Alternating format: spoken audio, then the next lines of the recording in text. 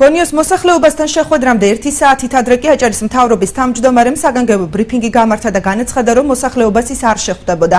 მათი პრობლემების გაცნობის მიზნით კი გონიოში მისი წარმომადგენლები უკვე იმყოფებოდნენ. მან ასევე შექმნილ სიტუაციას მართული უწოდა. ბრიფინგზე მთავრობის თავმჯდომარემ განაცხადა, რომ გონიოს მოსახლეობას მიწის რეგისტრაციის საკითხზე 3 ინსტანცია წაგებული აქვს, თუმცა საკითხის ხელახალი შესწავლის მიზნით შეიქმნება შერეული სამთავრობო კომისია, რომელიც მთავრობის უმაღლესი საბჭოს, არასამთავრობო სექტორისა და გონიოელების წარმომადგენლებით დაკომპლექტდება. საკითხის შესწავლის შემდეგ კი დადგინდება 271 ოჯახიდან რამდენს დაურეგისტრირდება მიწა საკუთრებაში.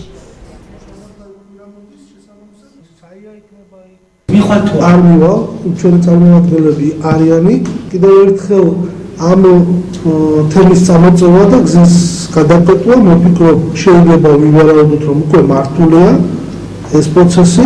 არის კატეგორია 271 ოჯახიდან, რომელსაც არ ეკუთვნის და ვერ მიიღებს, არის კატეგორია, რომელიც დაიჩადრა და მისაღებად უნდა მიიღოს მან მიწის ნაკვეთები.